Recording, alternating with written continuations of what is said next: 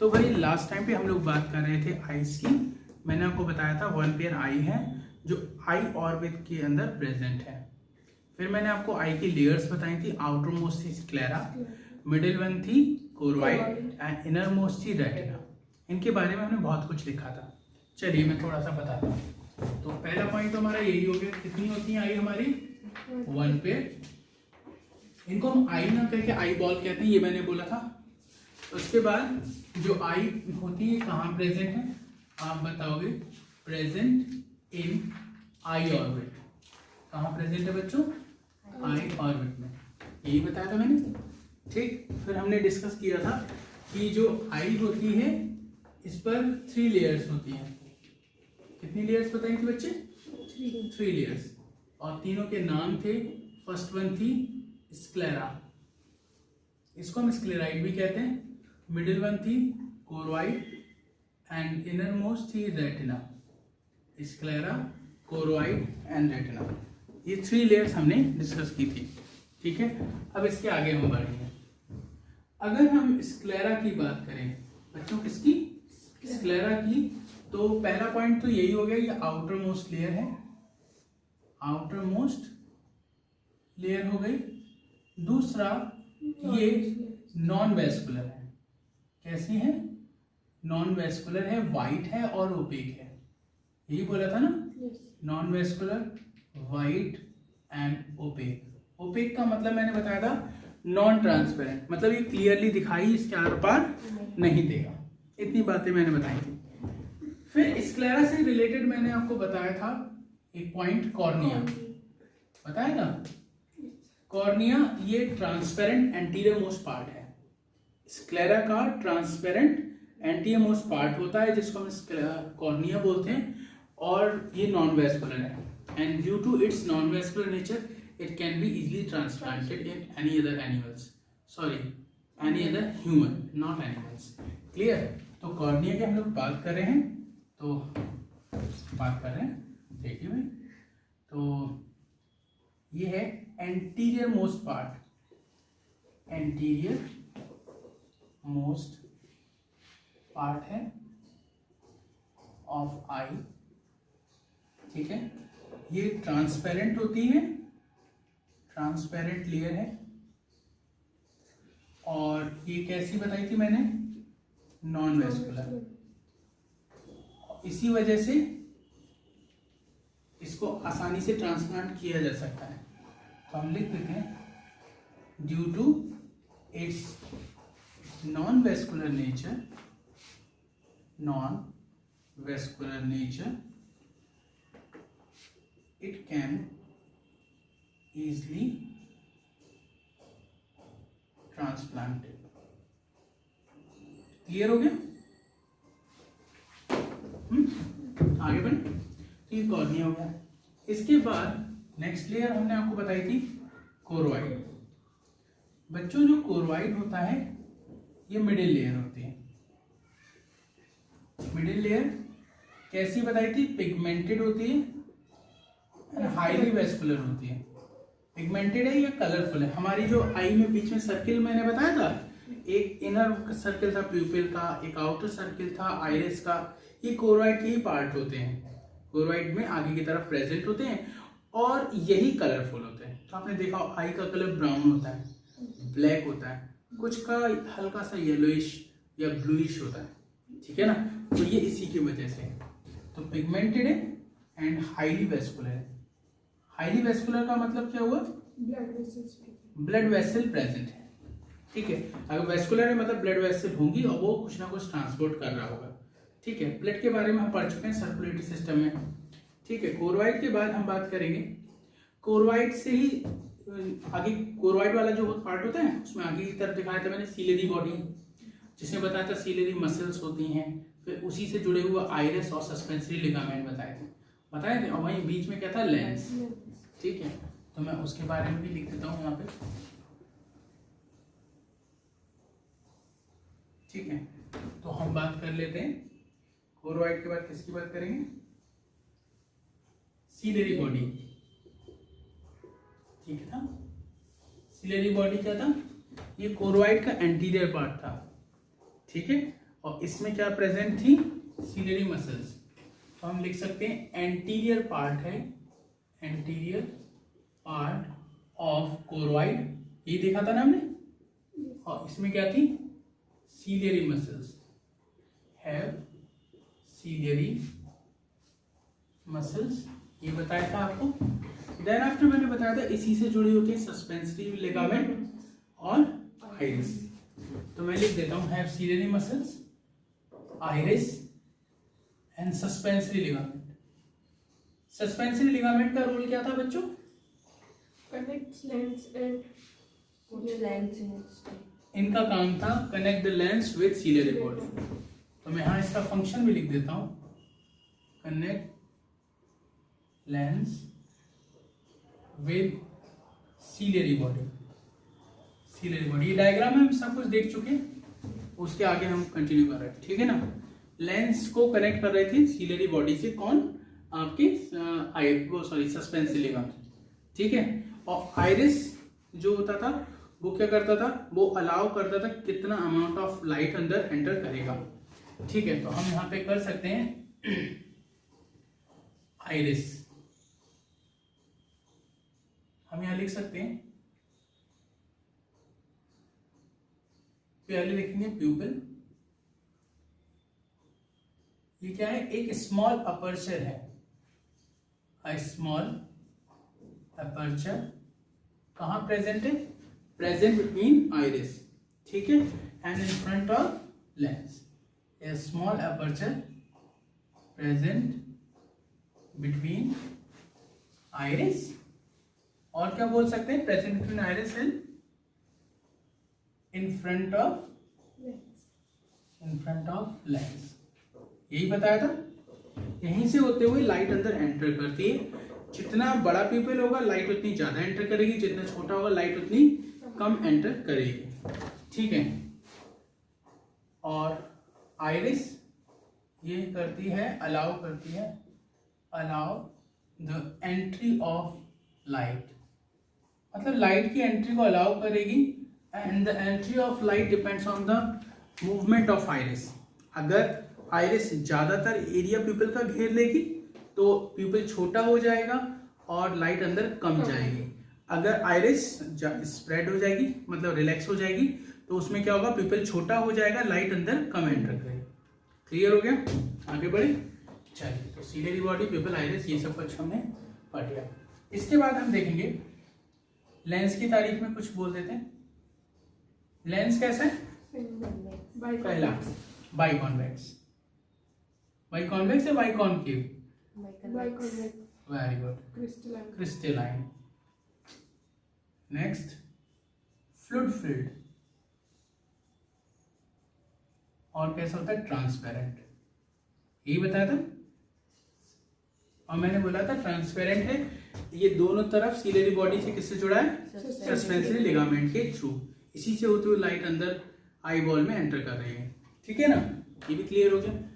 उसके बाद हम इनर लेयर की बात करेंगे जिसका नाम है रेटिना। रेटिना को हम बोलते हैं न्यूरोसेंसरी लेयर।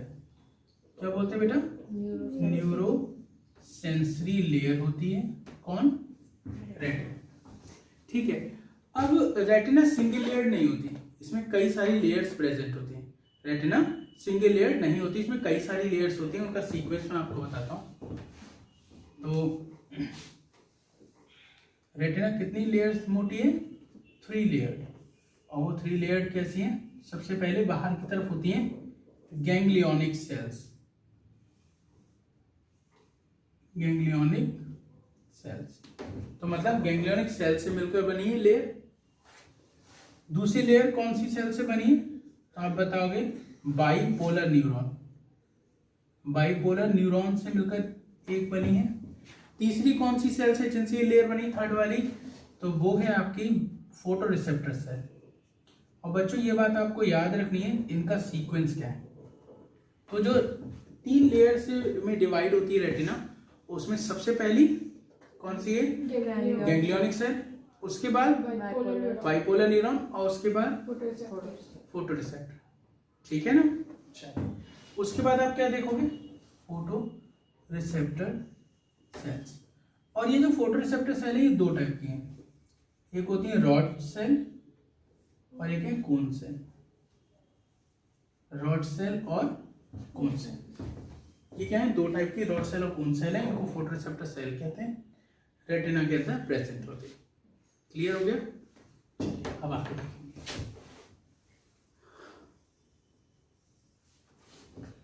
ठीक है, यहां पर बात समझ में आती है? पक्का? आगे बढ़े? चलिए अब हम आगे देखेंगे रॉड सेल और कोन सेल के बारे में।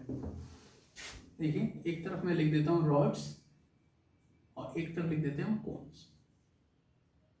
रॉड सेल कम होती है, कोन सेल ज्यादा होती है।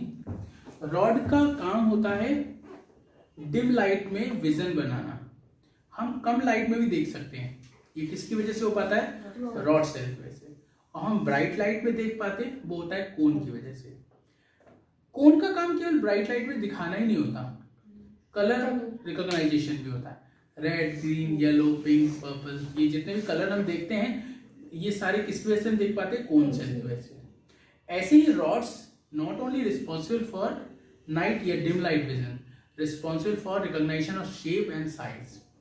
दैट मीन रॉड्स शेप और साइज भी रिकॉग्नाइज करा रहा है डिम लाइट में देखने के अलावा।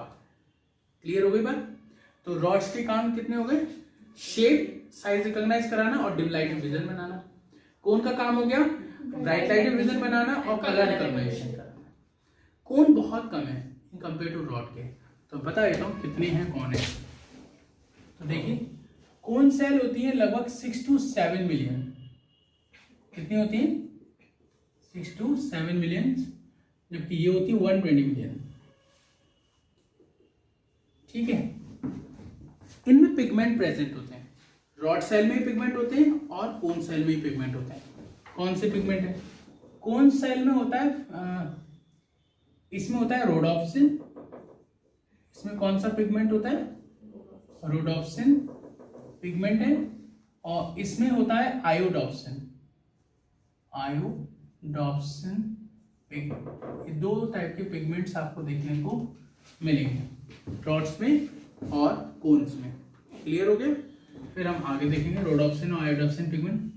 मैंने इसका फंक्शन आपको बताया, अभी दो फंक्शन बताए। Number 1 dim light vision, dim light vision. जो डिम लाइट विजन होता है बेटा, इसको हम स्कोटॉपिक विजन भी बोलते हैं। Scotopic vision. और जो ब्राइट लाइट में होता है उसको हम बोलते हैं फोटोपिक विजन। इसके फंक्शन की बात करते हैं तो इसका पहला जो मेन फंक्शन है वो है bright light vision. Bright light vision, इसको हम क्या बोलेंगे? फोटोपिक। क्या बोलेंगे बच्चों? Photopic vision. ठीक है, ये वर्ड आपको पता होना चाहिए, स्कोटॉपिक और फोटोपिक। ठीक है, जैसे फोटोसिंथेसिस में आपने पढ़ा था, जो कैंप प्लांट्स होते हैं उनमें स्टोमेटा रात में खुलते हैं, मतलब वो स्कोटॉपिक नेचर के होते हैं। ठीक है, देन आफ्टर क्या देखेंगे आप? ये होते हैं responsible for shape and size recognition. Shape and size recognization. Clear हो गया? और इसकी कोन की अगर हम बात करें तो ये होते हैं for colour recognization. Colours recognization मतलब रेड, ग्रीन वगैरह सब। अच्छा, अगर कभी कोन सेल में डिफेक्ट होता है तो एक बीमारी हो सकती है कलर ब्लाइंडनेस, जो कि एक जेनेटिक डिसऑर्डर है। और रॉड सेल में अगर डिफेक्ट होता है तो आपको हो सकती है नाइट ब्लाइंडनेस। हिंदी में बोलते हैं रतौंधी। जब शाम होती है, डिम लाइट होती है तो दिखना बंद हो जाता है। ऐसा विटामिन ए की कमी से होता है, मतलब आपके न्यूट्रिएंट्स में कमी हो गई, तो उसे हम न्यूट्रिशनल डिसऑर्डर कहते हैं। ठीक है, तो अगर कोन सेल में डिफेक्ट हुआ तो उस डिफेक्ट का नाम क्या हो सकता है? Night blindness. आपने पढ़ा था ये। नाइट ब्लाइंडनेस किसकी कमी से होती है? Caused due to lack of vitamin A और ये एक न्यूट्रिशनल डेफिशिएंसी डिसऑर्डर है। क्या है? Nutritional disorder. बोलो, इतनी बात समझ आई? जबकि अगर हम इसकी बात कर लें तो यहाँ पर अगर कभी डिफेक्ट आता है तो कौन सी बीमारी हो सकती है? तो आप बताओगे कलर ब्लाइंडनेस हो सकती है। कलर ब्लाइंडनेस में क्या होता है बच्चों, पता है कुछ? रेड और ग्रीन कलर। यस, रेड और ग्रीन कलर दिखाई नहीं देता। ठीक, कैसा दिखाई देता है? ग्रे या ब्लैक। ठीक, जो कि एक जेनेटिक डिसऑर्डर है। जेनेटिक डिसऑर्डर है। आई होप यहां तक तो आपको क्लियर हो ही गया होगा। अब आगे देखो, अब हम डिसऑर्डर्स की बात करेंगे। कौन कौन से डिसऑर्डर्स? कई सारे डिसऑर्डर्स हैं। सबसे पहला डिसऑर्डर है मायोपिया। कौन सा है? मायोपिया। चलिए मायोपिया करते हैं। मायोपिया को बोलते हैं नियर साइटेडनेस। क्या बोलते हैं? Near sightedness. मतलब नियर ऑब्जेक्ट तो क्लियर है और फार ऑब्जेक्ट में दिक्कत है। ठीक है, तो हम लिखेंगे नियर ऑब्जेक्ट क्लियर। ऐसे व्यक्ति को जिसको ये हुई है उसका नियर ऑब्जेक्ट क्लियर होता है, उसे नियर ऑब्जेक्ट में कोई दिक्कत नहीं होता है। लेकिन जो फार ऑब्जेक्ट जब वो देखता है तो उसको वो ब्लर होता है। तो मैं लिख देता हूँ नियर ऑब्जेक्ट क्लियर है और जो फार ऑब्जेक्ट होगा वो ब्लर होगा। कैसा होगा? ब्लर। सिंगुलर होता है। ठीक है, उसके बाद इसमें होता क्या है? इमेज रेटिना से पहले बनती है। Image form before retina. Before retina, retina से पहले इमेज बनेगी। और नेक्स्ट पॉइंट ये है कि रेटिना से पहले इमेज तो बनी रही है, इसको हम करेक्ट करने के लिए कॉनकेव लेंस लगाते हैं। This disorder can be corrected bye concave lens. Concave lens. चश्मा लगा दो इसका। फिर हाइपर मेट्रोपिया। हाइपर मेट्रोपिया, इसको हम क्या बोलते हैं? फार साइटेडनेस। फार साइटेडनेस। और इसमें फार ऑब्जेक्ट क्लियर। फार ऑब्जेक्ट क्लियर। और ब्लर कौन सा है? डिफिकल्टी नियर ऑब्जेक्ट में होती है। ये नियर ऑब्जेक्ट कैसा हो जाएगा? ब्लर। ये डैश लगा है, इसका तो ऑब्जेक्ट है 11 मत लेता ना, नियर 11 ब्लर। ठीक, चलिए इसमें इमेज कहाँ बनेगी? Behind retina. Image form behind retina. ठीक है, समझ में आ गई? दूसरा, इसको हम कैसे करेक्ट करेंगे? Can be corrected by convex lens. By using convex lens. Short में लिखते हैं। ठीक है, उसके बाद होता है प्रेसबायोपिया। क्या बताया था प्रेसबायोपिया में? Old age. हाँ, ये ओल्ड एज डिसऑर्डर है। ओल्ड एज डिसऑर्डर है। इसमें क्या होगा? दोनों ऑब्जेक्ट की दिक्कत करेंगे, near and far, both objects blur. ठीक है, ये प्रॉपर दिखाई नहीं देते, दोनों ही ब्लर हो जाते हैं। देन आफ्टर क्या देखोगे, इसको हम कैसे करेक्ट करेंगे? It can be corrected by the use of bifocal lens. दोनों तरह के लेंस हो जाएंगे। ये मैं एक्सप्लेन कर चुका हूं आपको पहले। इस चश्मे में दो तरह के लेंस लगाए, ऊपर वाला दूर के लिए, नीचे वाला पास के लिए। ठीक है, उसके बाद होता है एस्टिग्मेटिज्म। एस्टिग्मेटिज्म। एस्टिग्मेटिज्म में क्या होगा? देखो, जो कॉर्निया है, जो कॉर्निया बताया था आगे की तरफ जो कॉर्निया होता है, कॉर्निया का शेप जो होगा वो डिस्टर्ब हो जाएगा। ठीक है, जिससे क्या होगा? हमें देखने में दिक्कत होगी। और ऐसे व्यक्ति के लिए सिलेंड्रिकल लेंस यूज करा जाता है। ठीक है, हम बोल सकते हैं shape of cornea can disturb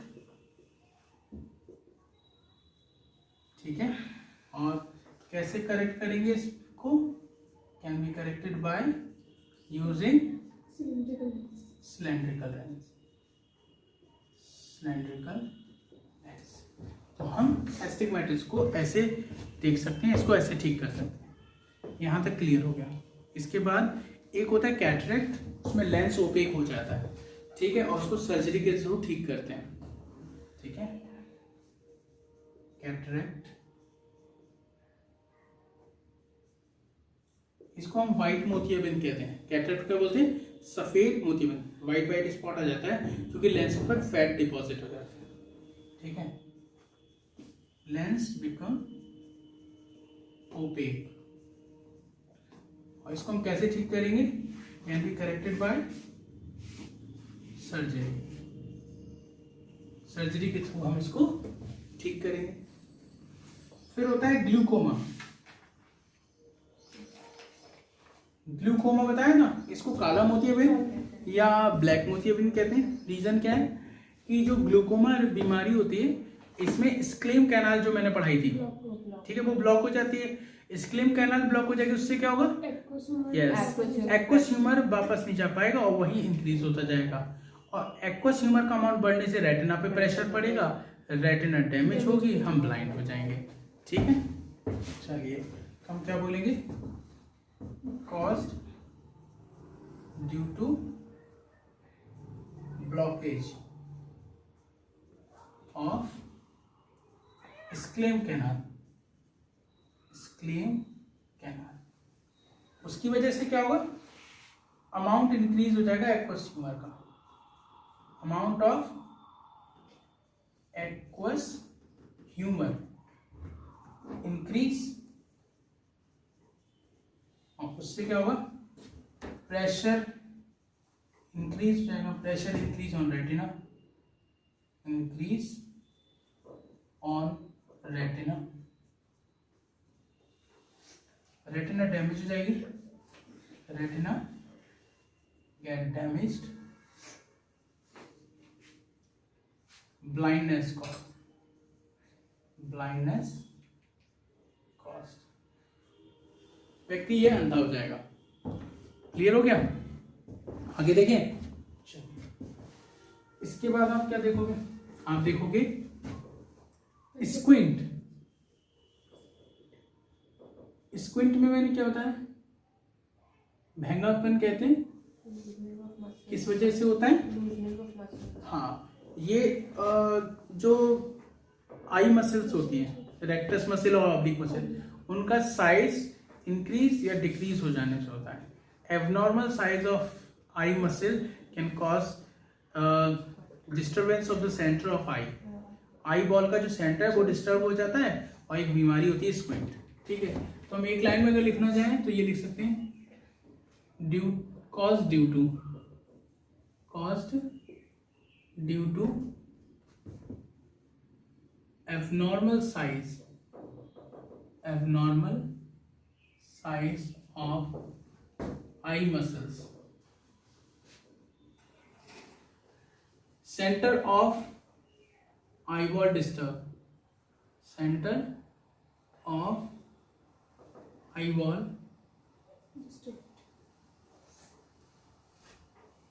disturb हो जाएगा। अब लगेगा ऐसा कि कहीं पे निगाहें, कहीं पे निशाना, देख कहीं रहे हैं और लग रहा है कि उसे देखा है, बात तुमसे कह देख उधर रहा है, ठीक। तो ये हो जाएगा हमारा स्क्विंट। उसके बाद मैंने आपको बताया था कंजक्टिवाइटिस, याद आ रहा है कुछ? कंजक्टिवाइटिस क्या था? कंजक्टिवा में इन्फेक्शन हो जाता था, ठीक है, उसमें इन्फ्लेमेशन हो जाता था। इन्फेक्शन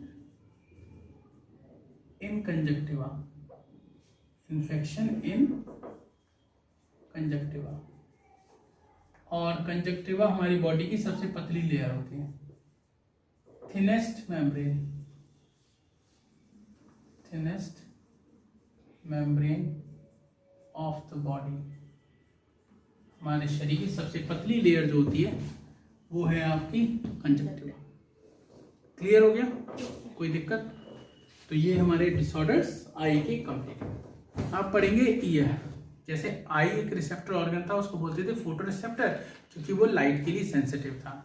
हम पढ़ेंगे ईयर, इसको हम बोलते हैं ऑडियो स्टैटिक ऑर्गन। क्या बोलते हैं? ऑडियो स्टैटिक ऑर्गन या स्टैटो एकॉस्टिक ऑर्गन। मतलब क्या? ऑडियो मतलब हेयरिंग और स्टैटिक मतलब balancing. That mean our ear responsible for both hearing and balancing. जब हम बैठे होते हैं तो भी बैलेंसिंग की जरूरत होती है, वरना तो गिर पड़ोगे। छोटा बच्चा होता है, नन्ना मुन्ना रहे ऐसे, तो वो बैठाना पड़ता है उसे। जैसे बिठाओगे थोड़ा, जैसे बिठाओ इधर इधर इधर, गिर जाता है, ठीक है ना। और धीरे धीरे उसको प्रैक्टिस कराई जाती है, उसके मसल्स को स्ट्रांग बनाया जाता है, ठीक है। हाँ, तो जो छोटा बच्चा होता है वो छोटा बच्चा जो है, कहाँ छोटा बच्चे पे घूम रहा हूँ मैं, वापस आना चाहिए। हाँ, ईयर की हम लोग बात कर रहे थे। ईयर बैलेंसिंग कराता है बैठते समय भी और चलते समय भी, ठीक है। अगर बैलेंसिंग नहीं होगी तो आप ना बैठ पाओगे ना चल पाओगे। जैसे वो होते हैं ना टुल्ली प्रसाद, मतलब जो बहुत ज़्यादा अल्कोहल ले लेते हैं, तो उनका अल्कोहल जब ज़्यादा हो जाता है तो हमारा ये सेरेबेलम काम नहीं कर पाता, और जब ये सेरेबेलम काम नहीं करता है तो बैलेंसिंग ख़त्म हो जाती है और हम गिरने लगते हैं। और ऐसे में इच्छा आती है तो कहता है कार तो तेरा भाई चलाएगा, होता है ऐसा, और वो दीवार में ठूंस देते हैं, कहते हैं नहीं यहाँ दीवार मैं ही खसकाऊंगा। चलिए फिलहाल हम लोग आज बात कर रहे हैं ईयर की। ईयर को हम बोलते हैं audio static organ. Audio static organ that mean responsible for both hearing and balancing. Audio static बोल दो या फिर इसको बोल सकते हैं stato acoustic. Stato acoustic organ. तो this is ear. I hope ear की बात आपकी समझ में आ गई होगी। इसके बाद हम आगे बढ़ते हैं। ऑडियो स्टैटिक ऑर्गन के बाद हम देखेंगे ईयर जो होता है इसके कई सारे पार्ट्स होते हैं। ओवरऑल 3 पार्ट है, एक्सटर्नल, मिडिल और इंटरनल। इनके पार्ट्स के बारे में पहले डिस्कस कर लेते हैं, फिर बाद में लिखेंगे। तो चलिए,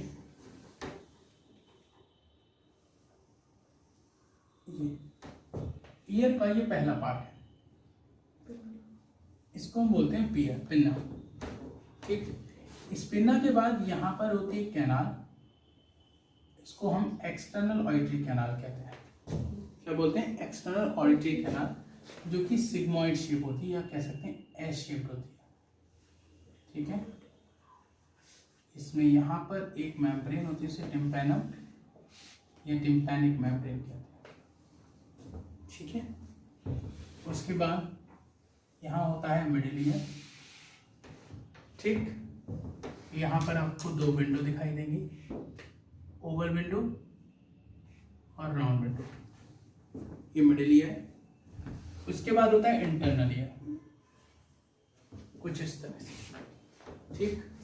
तो एक्सटर्नल ईयर यहाँ से लेकर यहाँ तक है, मिडिल ईयर यहाँ से लेकर यहाँ तक है, और इंटरनल ईयर यहाँ से लेकर यहाँ तक है। तो क्या क्या देख रहे हैं हम लोग एक्सटर्नल ईयर में, पहले वो समझते हैं। एक्सटर्नल ईयर, ये है इसका पहला पार्ट जिसका नाम है पिन्ना। एक पिन्ना होता है और हमारे पास 2 कान है, तो दोनों में पिन्ने ही बोलेंगे।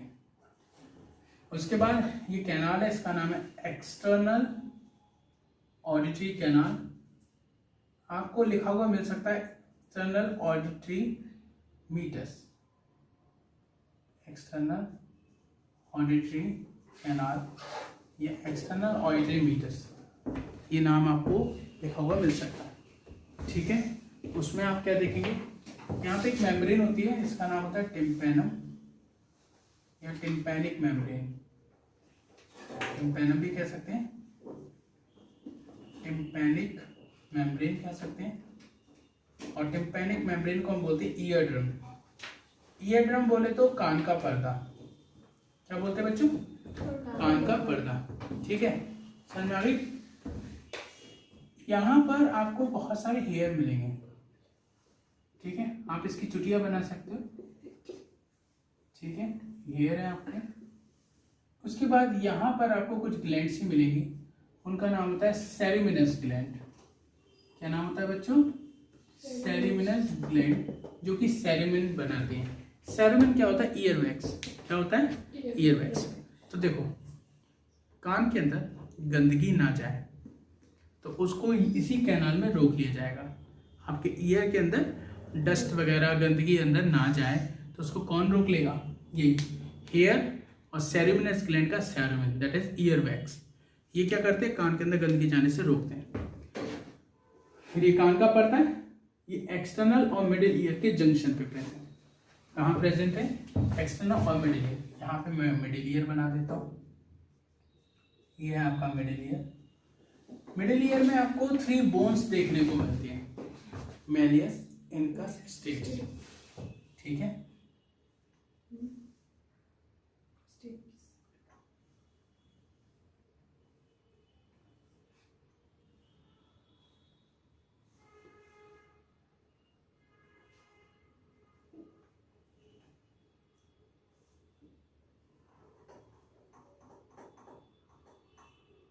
ये 2 बोन्स, 3 बोन हो गए।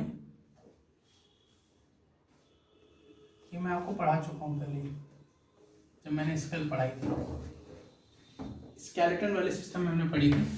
ये पहली बोन है, इसका नाम है मैलियस। मिडिल वाली का नाम है इनकस और इसका नाम होता है स्टेप्स। ठीक है, कुछ याद आ रहा है? Malleus, incus, steps locomotion movement में पढ़ाई थी। ये 3 बोन्स होती और ये कहाँ प्रेजेंट है? मिडिल ईयर में। उसके बाद आएगा इंटरनल ईयर। इंटरनल ईयर के 3 पार्ट्स हैं। पहला पार्ट ये है, सॉरी इंटरनल ईयर बताऊंगा अभी। मिडिल और इंटरनल ईयर के बीच में यहाँ पे ओपनिंग है, इनका नाम है ओवल विंडो। जो ओवल विंडो है, ओवल शेप्ड इसलिए ओवल विंडो कह रहे हैं। इसका नाम होता है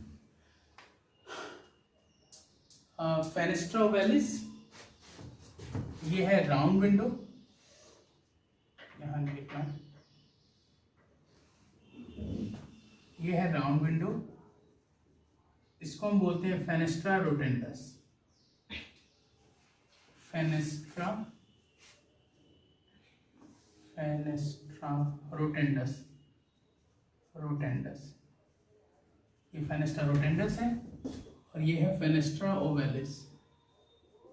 फेनेस्ट्रा ओवैलिस। ठीक है, फिर मिडिल ईयर से एक कैनाल निकलती है इस तरह से। इसका नाम हो जाता है, कैनाल नहीं, ट्यूब है ये, यूस्टेकियन ट्यूब। यूस्टेकियन ट्यूब इसका काम है, ये मिडिल ईयर से निकलेगी और हमारे फेरिंग्स वाले पार्ट में ओपन होती है। कहाँ से निकलती है? मिडिल ईयर से निकलती है और फेरिंग्स वाले पार्ट में ओपन होती है। और इसका काम होता है ईयर ड्रम के इधर और इधर दोनों तरफ प्रेशर को मेंटेन रखना। तो मैं लिख देता हूं, कहाँ से अराइज हो रही है? Arise from middle ear. Open कहाँ हो रही है? Open into pharynx. ठीक है, फेरिंग्स में ओपन हो रही है। फंक्शन क्या है? फंक्शन क्या है? Maintain the air pressure at both side of ear drum. Maintain the air pressure at both side of ear drum. ठीक है, समझ में आ गई? तो जैसे टिम्पैनम एक्सटर्नल मिडिल के जंक्शन पे था, बीच में था, ऐसे ये दोनों ओपनिंग भी इन दोनों के जंक्शन पे। अब हम बात करेंगे इंटरनल ईयर। ये इंटरनल ईयर है, इंटरनल ईयर। इंटरनल ईयर समझिए क्या होता है। जो एक्सटर्नल मिडिल समझ में आ गया, इंटरनल मैं आपको बता रहा हूं, ध्यान से सुनना। इंटरनल ईयर को हम लैब्रिंथ बोलते हैं। क्या बोलते हैं बच्चों? लैब्रिंथ। लैब्रिंथ भी 2 होते हैं, बोनी और मेम्ब्रेनस। कितने होते हैं? 2 होते हैं, एक बोनी लैब्रिंथ और एक मेम्ब्रेनस लैब्रिंथ। क्या डिफरेंस है दोनों में? जो बोनी लैब्रिंथ होते हैं वो स्मॉल कैनाल्स होती हैं या बोनी चैनल्स कह सकते हैं उनको, जिनके अंदर मेम्ब्रेनस लैब्रिंथ प्रेजेंट होता है। ठीक है, ऐसे मान के चलो, जैसे मैं इधर बना के दिखाता हूं, ये एक बोनी चैनल है। ये क्या है? बोनी चैनल। इसके अंदर रखा हुआ है आपका मेम्ब्रेनस पार्ट। तो ये बोनी चैनल है तो उसको हम बोनी लैब्रिंथ बोल देंगे। ये मेम्ब्रेन का बना हुआ है, इसकी मेम्ब्रेनस लेब्रिंथ कह देंगे। ठीक है, तो जो बोनी लेब्रिंथ है उसमें रखा होता है मेम्ब्रेनस लेब्रिंथ। अब मेम्ब्रेनस लेब्रिंथ किसका बना है अब वो देखेंगे। देखिए मेम्ब्रेनस लेब्रिंथ में क्या क्या होगा। एक ये बड़ा सा लोब है, डॉर्सल साइड पर है, बड़े साइज का है। एक नीचे ये छोटा सा लोब है, वेंट्रल साइड पर है और छोटा है। ऊपर वाला बड़ा डॉर्सल साइड पे, नीचे वाला छोटा क्या है वेंट्रल साइड पे। इसका नाम होता है यूट्रिकुलस। यूट्रिकुलस। इसका नाम होता है सेक्युलस। सेक्युलस। ये दोनों आपस में कनेक्ट होते हैं यूट्रिकुलो सेक्युलस डक्ट। सेक्युलस डक्ट। इन दोनों के बीच में होती है एक डक्ट, उसका नाम है एंडोलिम्फेटिक डक्ट। Endolymphatic duct. ठीक है, एक होता है यूट्रिकुलस बड़ा डॉर्सल साइड पे, एक होता है सेक्युलस छोटा और वेंट्रल साइड। अब इन दोनों से एक स्ट्रक्चर जुड़े हैं, क्या है वो। यूट्रिकुलस से एक कैनाल जुड़ी है, उसका नाम है, कैनाल की तरह है लेकिन डक्ट है बेसिकली, इसका नाम होता है कॉक्लियर डक्ट। ये क्वाइल्ड होती है। कितना क्वाइल होती है, एक चक्कर ये लगाया हमने पूरा, एक राउंड हो गया, फिर दूसरा राउंड, फिर तीसरा राउंड, लेकिन तीसरा पूरा नहीं, 75% होता है। 2.75 क्वाइल होता है। कितना क्वाइल होता है, 2.75 क्वाइल होता है। इसको हम बोलेंगे कॉक्लियर डक्ट। Cochlear duct. जो ये कॉक्लियर डक्ट है ये सुनने के लिए होती है और ये 2.75 क्वाइल होती है। कितनी क्वाइल होती है, 2.75 क्वाइल, या हम कह सकते हैं 2 and 3/4, इतना ये क्वाइल है। ठीक, हियरिंग के लिए। ऐसे ही यूट्रिकुलस के पास कैनाल होते हैं 1, 2 and 3। कितनी हुई, एक ये हो गई 1, एक ये हो गई 2, एक ये हो गई बीच 3। इन तीनों को बोलते हैं semi circular canal. Semi circular canals कितनी होती है, 3। इनके टर्मिनल एंड फूले हुए होते हैं, उनको हम बोलते हैं एम्पुला। सेमी सर्कुलर कैनाल के टर्मिनल एंड जो होते हैं फूले हुए होते हैं और ये एक दूसरे से परपेंडिकुलरली अरेंज होती हैं, अटैच्ड होती हैं। ठीक है, एक ऐसे है तो दूसरी ऐसे हो, तीसरी उसके ऐसे हो। ठीक है, मतलब तीनों आपस में एक दूसरे से 90 के एंगल पे जुड़ी हुई है। ठीक है, तो परपेंडिकुलरली अरेंज होती है। सेमी सर्कुलर कैनाल का काम है डायनामिक बैलेंसिंग कराना। यूट्रिकुलस सेक्युलस का काम है स्टैटिक बैलेंसिंग कराना और कॉक्लियर डक्ट का काम है हियरिंग कराना। तो मैंने आपको बताया था ईयर का काम क्या होता है, हियरिंग एंड बैलेंस। तो आई होप इतना क्लियर हो गया आपको। ठीक है, ईयर का इंटरनल पार्ट दिखाना है कॉक्लियर डक्ट में। उससे पहले मैं कुछ बता दूं। सबसे पहले क्या होता है, साउंड वेव्स आती है ईयर पिन्ना में, ईयर पिन्ना से आती है यहाँ पर और ईयर ड्रम से वो टकराती है। जैसे वो उससे टकराएंगी वाइब्रेशन होगा। क्या होगा, वाइब्रेशन। जैसे ढोल होता है, ढोल उससे मारता है धम, होता है वाइब्रेशन, तो वैसे यहाँ पे वाइब्रेशन होगा। वो वाइब्रेशन अंदर मिडिल ईयर में आएंगे। वाइब्रेशन बहुत ज़्यादा है तो वो यहाँ से होते हुए निकल जाएंगे, जिससे प्रेशर ना क्रिएट हो जाए बहुत ज़्यादा। इनका काम होता है उनको थोड़ा सा एम्पलीफाई करना। ठीक है, वो पहुँचते हैं ओवर विंडो, ओवर विंडो से आते हैं इस जगह पे। इस जगह पे आके कहाँ पहुँचेंगे, कॉक्लियर डक्ट में। कॉक्लियर डक्ट के कौन से पार्ट में आते हैं वो मैं भी दिखाता हूँ। यहाँ से यहाँ तक का सफ़र समझ में आ गया होगा होप सो। ठीक है, इसके आगे मैं आपको दिखाता हूँ कि इसके आगे क्या होगा। हम लोग बात करेंगे इंटरनल स्ट्रक्चर ऑफ कॉक्लिया, यहाँ हम बोलेंगे ट्रांसफर सेक्शन ऑफ कॉक्लिया। चलिए कॉक्लिया का ट्रांसफर सेक्शन देखते हैं। कुछ इस तरह का है ये कॉक्लिया।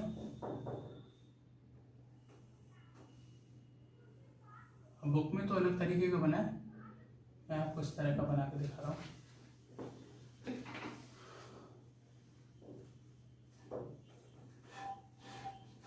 ठीक है, 3 चैम्बर बना दी मैंने। इसका नाम है स्केला वेस्टिबुली, इस वाले का नाम है स्केला मीडिया, इसका नाम है स्केला टिम्पैनी,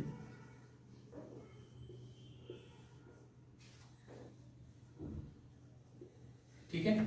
और इसको इससे कनेक्ट करने वाली इस कैनाल का नाम होता है हेलिकोट्रेमा।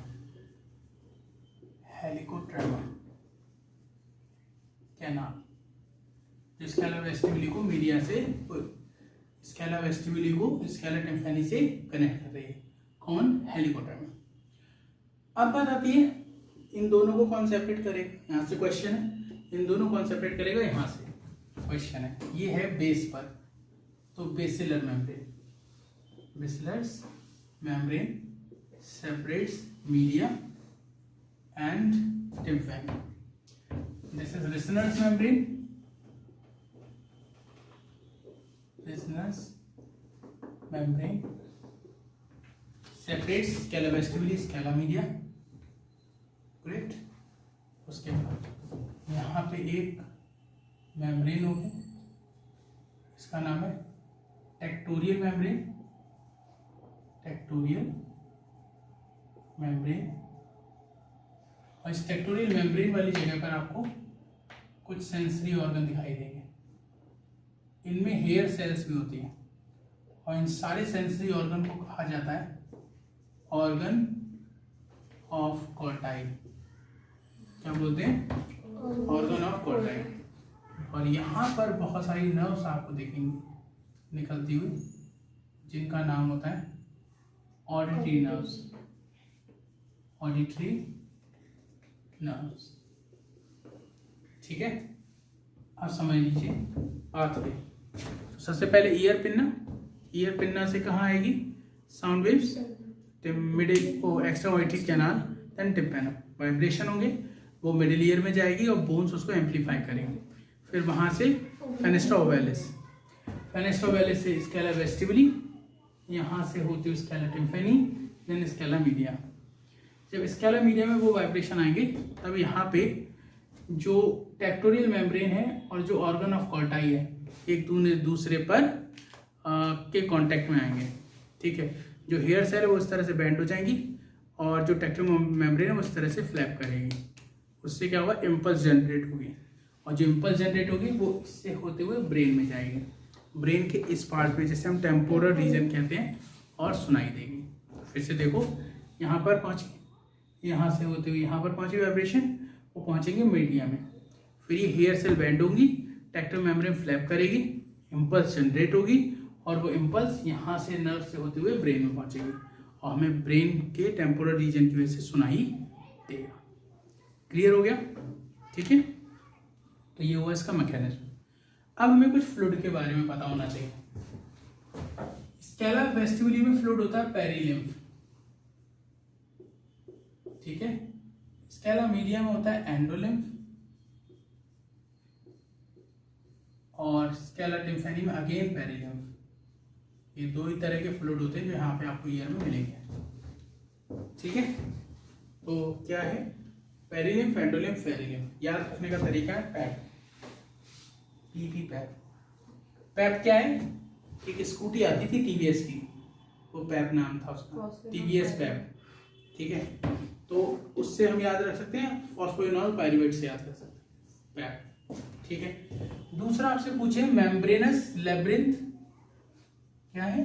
दो बताए थे मैंने, मेम्ब्रेनस लेब्रिंथ और दूसरा पढ़ाया था आपको बोनी लेब्रिंथ। ये दो थे। मेम्ब्रेनस लेब्रिंथ और बोनी की बात कर रहे हैं, इसमें कौन सा फ्लूइड होता है, इसमें कौन सा होता है। तो मैंने एक तरीका बनाया था मी बीपी। तो मी, एम से मेम्ब्रेनस लेब्रिंथ और ई से एंडोलिन, और बी से बोनी लेब्रिंथ और पी से पेरिनम। ये आपको पता होना चाहिए, ठीक है। तो कुछ पॉइंट्स हैं। हमने आपको बताया था जो इंटरनल ईयर होता है उसको हम क्या बोलते हैं, लेब्रिंथ।